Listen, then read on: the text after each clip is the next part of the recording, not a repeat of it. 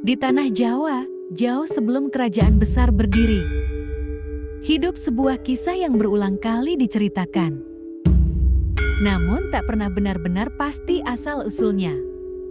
Kisah itu adalah tentang Aji Saka, tokoh yang diyakini membawa peradaban sekaligus lahirnya aksara Jawa. Malam itu, di lereng Gunung Merapi, angin berhembus, seolah membawa bisikan dari masa lalu. Seorang pengembara menemukan sebuah batu prasasti setengah terkubur tanah.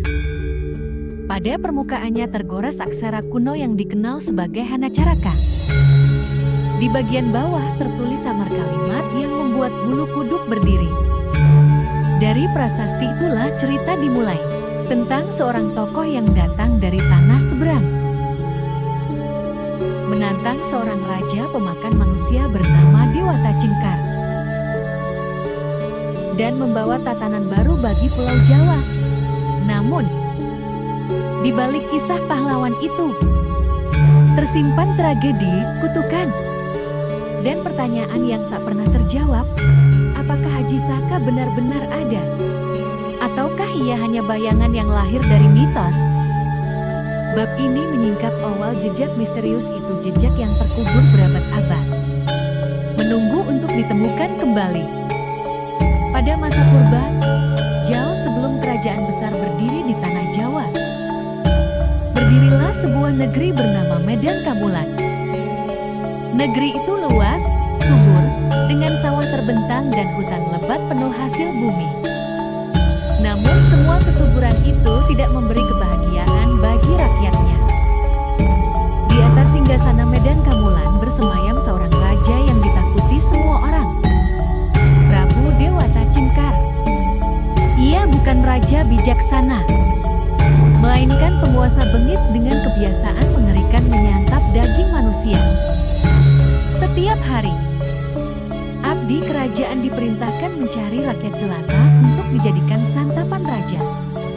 Desa-desa hidup dalam ketakutan. Orang tua menyembunyikan anak-anak mereka.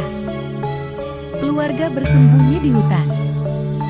Bahkan ada yang rela meninggalkan rumah hanya untuk menghindari giliran menjadi korban. Malam-malam di Medan Kamulan selalu dipenuhi tangisan. Asap dapur jarang mengepul, karena siapapun yang terlihat hidup tenang segera dicurigai dan dijadikan target. Rakyat kehilangan rasa aman. Mereka hidup seakan dihantui bayangan maut. Tidak ada yang berani melawan. Sebab konon, Dewata Cengkar bukan manusia biasa. Tubuhnya besar, matanya merah menyala. Kulitnya keras seperti batu. Dan suaranya mampu membuat gentar prajurit paling gagah sekalipun. Di tengah penderitaan itu, rakyat berdoa siang dan malam, memohon pertolongan dari langit. Mereka percaya pada suatu waktu akan datang seorang penyelamat yang mampu meruntuhkan teror Dewata Cengkar dan membawa kembali cahaya bagi tanah Jawa. Dan doa itu pun akhirnya dijawab. Fajar belum sepenuhnya menyingsing ketika kabut tebal menyelimuti persawahan. Di timur Medan Kamulan, para petani yang masih berani turun ke ladang berhenti bekerja. Karena dari jauh terlihat sosok asing berjalan sendirian. Langkahnya tenang, tidak tergesa. Ia mengenakan pakaian sederhana, tubuhnya tegap. Wajahnya teduh namun sorot matanya tajam menusuk. Di bahunya tersampir selembar ikat kepala putih yang panjang. Berkibar pelan tertiup angin. Orang-orang yang melihatnya saling berbisik. Siapa dia? Apa orang gila yang nekat masuk negeri terkutuk ini? Atau mungkinkah dialah jawaban doa kita? Tak ada yang berani mendekat. Tetapi rasa takut bercampur harap membuat mereka mengintai dari kejauhan. Sosok itu melangkah lurus menuju pusat negeri, menuju istana tempat Dewata Cengkar bersemayam. Sepanjang perjalanan, anjing-anjing hutan melolong tanpa sebab. Burung-burung gagak beterbangan dari dahan. Dan angin bertiup kencang Saka hendak menguji keberanian orang asing itu. Namun ia tetap berjalan, seakan alam sendiri membuka jalan baginya. Di gerbang desa terdekat, beberapa prajurit kerajaan menghadangnya. Tombak mereka terangkat, suara kasar menggema. Kabar tentang kedatangan Aji Saka menyebar cepat, bagaikan api yang melahap ladang kering. Dari mulut ke mulut, rakyat berbisik dengan penuh harap. Seorang asing datang dari timur. Wajahnya bagaikan cahaya, kata-katanya menusuk jiwa. Mungkin inilah penolong yang dijanjikan leluhur. Sementara itu, di dalam keraton, Dewata Cengkar mendengar berita itu dan tertawa keras. Orang asing, bagus. Sudah lama aku tak mencicipi daging pendatang. Suruh ia masuk ke hadapanku. Biar aku sendiri yang memujinya.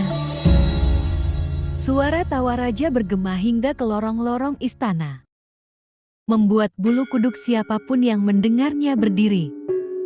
Dan begitulah, sang asing itu akhirnya dipersilakan masuk. Nama yang kelak mengguncang seluruh tanah. Jawa baru akan disebut untuk pertama kalinya. Aji Saka. Keraton Medan. Kamulan bergetar oleh langkah berat para prajurit yang mengiringi orang asing itu. Rakyat yang berkerumun di luar hanya bisa menunduk, menahan napas, menunggu apa yang akan terjadi. Di dalam balairung, Prabu Dewata Cengkar duduk di singgasananya. Tubuhnya besar, matanya merah berkilat, napasnya terdengar seperti hembusan api. Ketika Aji Saka melangkah masuk, suasana mendadak hening. Raja mengangkat tangan, menghentikan bunyi gamelan pengiring. Suaranya bergema, berat dan mengancam. Dewata Cengkar, siapa kau? Berani menginjakkan kaki di hadapanku? Tak tahukah kau? Setiap orang asing yang masuk negeri ini harus menyerahkan tubuhnya untuk menjadi santapanku. Aji Saka menundukkan kepala sebentar, lalu menatap lurus tanpa gentar. Suaranya tenang, namun setiap katanya tajam menusuk ruang balairung. Hamba hanyalah seorang pengembara. Namun, sebelum Paduka melakukan apa yang Paduka inginkan, izinkan hamba mengajukan satu permintaan kecil. Dewata Cengkar terbahak, suaranya menggelegar seperti guruh. Permintaan? Kau pikir aku akan memberi belas kasihan pada santapanku? Katakan cepat, sebelum kesabaranku habis. Aji Saka mengangkat sehelai ikat kepala putih dari bahunya. Kain itu tampak biasa saja, tapi sinar obor membuatnya berkilau samar. Ia berkata dengan lirih, namun terdengar jelas hingga ke dinding-dinding keraton. Hamba tidak meminta emas, tidak meminta istana, tidak meminta nyawa. Hamba hanya mohon diberi tanah. Seluas bentangan ikat kepala ini. Sejenak, ruangan sunyi. Lalu Dewata Cengkar meledak tertawa. Begitu keras hingga para prajurit menutup telinga. Hanya itu? Kau ingin tanah segenggam? Dasar bodoh. Baiklah, aku kabulkan. Ambil tanah sebanyak ikat kepala itu bisa menutup. Setelah itu, tubuhmu tetap jadi hidangan untukku. Mata Aji Saka berkilat. Ia tersenyum tipis. Terima kasih, Paduka. Jangan khawatir. Permintaan hamba akan segera dipenuhi. Dengan perlahan, ia mulai membentangkan ikat kepala itu di lantai balairung. Kain putih itu menjulur. Semakin panjang. Semakin panjang. Hingga prajurit-prajurit mulai saling pandang dengan wajah bingung. Dewata Cengkar yang awalnya menertawakan, kini mendengus kesal. Dewata Cengkar, Cukup, bagaimana mungkin kain itu terus memanjang? Namun Aji Saka tidak berhenti. Ikat kepala itu kini melilit tiang keraton, merambat ke dinding, lalu menjalar mengelilingi singgasana. Suasana di Balerung berubah mencekam. Aji Saka menatap lurus ke arah raja, tatapannya dingin seperti pisau menusuk jantung. Paduka sudah berjanji. Tanah seluas bentangan ikat kepala ini adalah milikku. Dan lihatlah, ia terus mencari luasnya sendiri. Tiba-tiba kain itu melilit kaki Dewata Cengkar. Raja meraung, tubuhnya menggeliat, mencoba melepaskan diri. Tapi semakin ia melawan, lilitan itu semakin kuat menjerat tubuhnya. Menyeretnya perlahan ke arah luar Balerung, menuju jurang di tepi samudra. Balerung keraton bergetar oleh raungan Dewata Cengkar. Lilitan ikat kepala Aji Saka semakin kuat, membelit tubuh sang raja dari kaki hingga ke leher. Dewata Cengkar, lepaskan aku, manusia celaka. Aku penguasa Medan Kamulan. Tidak ada yang bisa melawanku.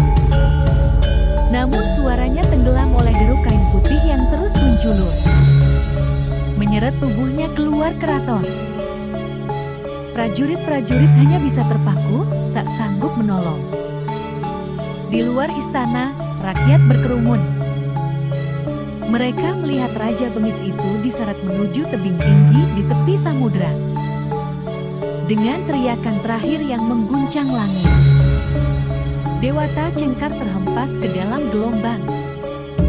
Arlak bergejolak, buih putih memercik, lalu sunyi. Hanya suara debur ombak yang tersisa. Beberapa orang bersumpah melihat sosok buaya putih raksasa muncul sekejap sebelum menghilang ke kedalaman samudra. Dari situlah lahir kepercayaan bahwa Dewata Cengkar berubah menjadi makhluk laut, dikutuk untuk selamanya. Rakyat terdiam sesaat, lalu bersorak serentak. Tangis haru bercampur tawa lega. Mereka menunduk memberi hormat pada sosok yang berdiri tegak di tepi tebing, Aji Saka, sang pembebas. Hari itu, Medan Kamulan lahir kembali. Negeri yang lama hidup dalam ketakutan, kini berdiri dengan harapan baru. Saudara-saudara, dari kisah ini kita belajar bahwa kekuasaan yang kejam pasti akan runtuh, sekuat apapun tampaknya.